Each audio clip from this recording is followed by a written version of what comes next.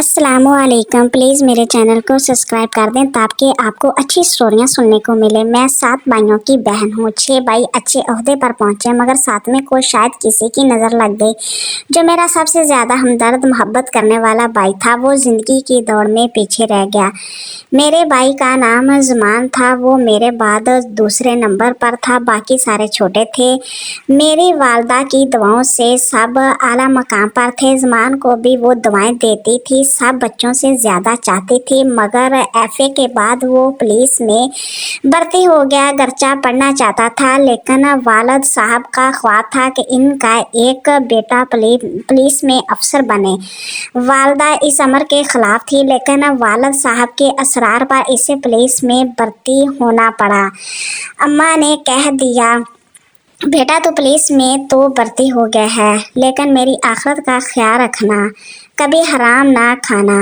بھائی نے زمان نے ماں کی یہ بات گرہ میں باندھ لی۔ اس محکمے میں 10 سال سروس کی، کبھی ایک پیسہ بھی حرام کا اپنی جیب میں نہ ڈالا۔ والدہ کی وفات کے بعد بھائی نے ماں کی جدائی سے دل برداشتہ ہو کر ملازمت سے استعفیٰ دے دیا۔ اپنی ایمانداری کی وجہ سے بھائی کہیں بھی 8-9 ماہ کسی ایک جگہ ٹک نہیں سکتا تھا۔ زمان بھائی کی بہادری کا یہ عالم تھا۔ ایک بار ایک مجرم کو پکڑا تھا، اس نے بہت کہا، انسپکٹر مجھے چھوڑ دو، میں تمہیں اتنا پیسہ دوں گا کہ مالو مال ہو جاؤ گے، مگر زمان نے نہ مانا۔ اس نے دھمکیاں دی، اگر مجھے تمہاری وجہ سے جیل ہو گئی تو واپس آ کر تم کو مار دوں گا۔ بھائی نے اس کے منہ پر تھپڑ مارا، کہیں آگے بڑھا دیا۔ 6 ماہ بعد زمان کا ٹرانسفر ہو گیا۔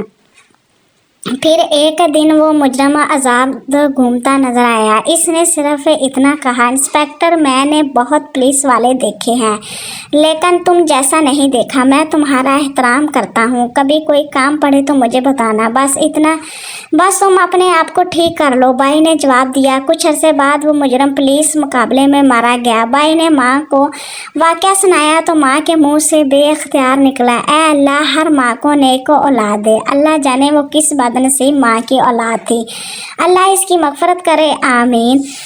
میری ماں ایک نرم مزاج کی خاتون تھی۔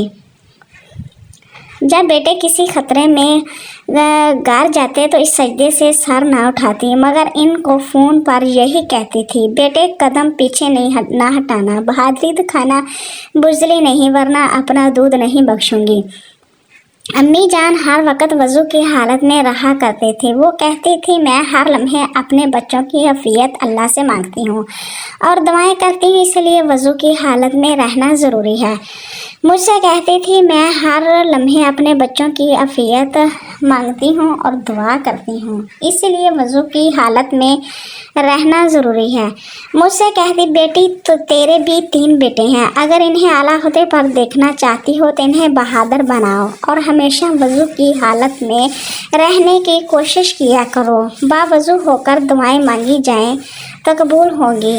جب مرگہ میں مبتلا ہوئی تو بیٹوں کو اکٹھا کیا اور کہا، میرے بچوں، میرے پاس جو زیور میرے میکے کا ہے وہ میں یتیم بچوں کو دینا چاہتی ہوں، اگر میری اولاد میں سے کسی کو اس پر اعتراض ہو تو بتاؤ، میں اس کا حصہ جو بنے گا میں دے دوں گی۔ ہم 8 بچوں نے ایک زبان ہو کر جواب دیا، ماں آپ ضرور اپنا زیور یتیم بچوں کو دے دیں، ہم میں سے کسی کو اعتراض نہیں۔ پھر انہوں نے کہا، یتیم خانے میں موجود 4 بچوں کی شادی کا انتظامات ہو رہے تھے، انہوں نے یہ زیور ان کو دے دیا۔ میرے 6 بھائیوں کی شادی ہو چکی تھی، ایک زمان باقی تھا۔ اماں ان کے لیے لڑکی کی تلاش کر رہی تھی مگر زندگی نے مہلت نہ دی۔ بھائی کو تو ان کی وفات سے ایسا دھچکا لگا کہ دنیا کی ہر چیز سے دل اچاٹ گیا اور نوکری چھوڑ دی۔ ان کی اعلیٰ افسر نے کہا کہ ایسا بیوقوفی نہ کرو، مگر وہ نہ مانا۔ مجھے بھائی پر بہت ناز تھا۔ دوسری شادی کے بعد والد نے اس سے منہ موڑ لیا تھا۔ دوسری شادی کے بعد وہ ایک سنگ دل باپ بن گئے تھے۔ زمان سے کہ تم نے نوکری کیوں چھوڑی؟ اب اس گھر سے نکل جاؤ، جہاں چاہے رہو۔ زمان گھر سے چلا گیا مگر استعفیٰ واپس نہ لیا کہ یہ نوکری ان کے مزاج کے خلاف تھی۔ اماں کی لاج رکھنے کے لیے جب تک وہ زندہ رہی ملازمت سے جڑے رہے تاکہ ناراض نہ ہو۔ ماں کو والد صاحب کے بیٹے کے ساتھ ناراض ہونا گوارا نہ تھا۔ جب مجھے پتہ چلا زمان کا ابا جان نے گھر بدر کر دیا تو میں نے اماں کے واسطے دے کر انہیں اپنے گھر بلایا۔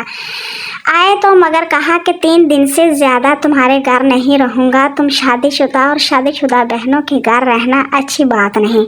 زمان بھائی کی جب جیب میں 1500 روپے تھے، معلوم ہوا کہ ایک وقت کا کھانا ہوٹل سے لے کر کھانا ہے۔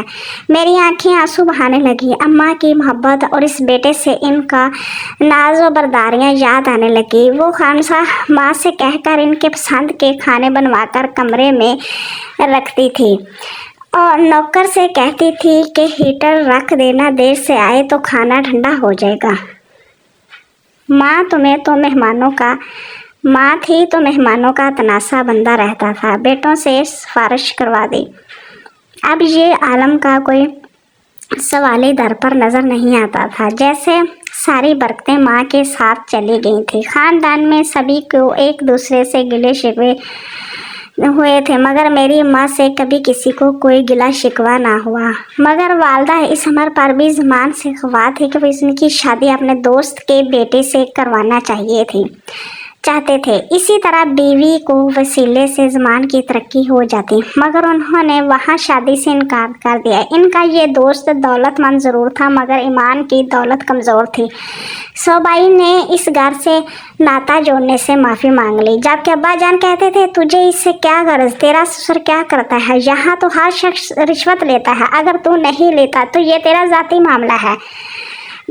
زمان بھائی نے کہا کہ یہ دولت دوزخ کا سودا ہے۔ ہم کیسے مسلمان ہیں جو ایسے کرتے ہیں؟ ہمارا دین میں اسے حرام قرار دیا ہے اور ہم اس کو نعمت سمجھ کر لیتے ہیں۔ ابا جان نے کہا لیکچر دینے کی ضرورت نہیں، اگر تم میرے دوست کی لڑکی سے شادی نہیں کرنا چاہتے تو ٹھیک ہے، اپنی مرضی کرو اور میرے گھر میں تمہارے لیے کوئی جگہ نہیں، نکل جاؤ۔ میرے گھر سے زمان بھائی گھر سے نکل گئے اور چھوٹی موٹی نوکری شروع کر دی اور کرائے پر کمرہ لے لیا۔ ان کے دوست بہت اچھے تھے، انہوں نے رہنے کا انتظام کر دیا۔ چند دنوں کے بعد وہ سعودی عرب چلے گئے۔ جب مجھ سے ملنے آئے بتایا کہ میں سعودیہ جا رہا ہوں تو میری آنکھوں میں آنسو آگے۔ مشکل سے بھائی کو رخصت کیا، دعائیں دی سلامت رہیں، اللہ کامیابی دے، آمین۔ فون پر رابطہ رہتا تھا۔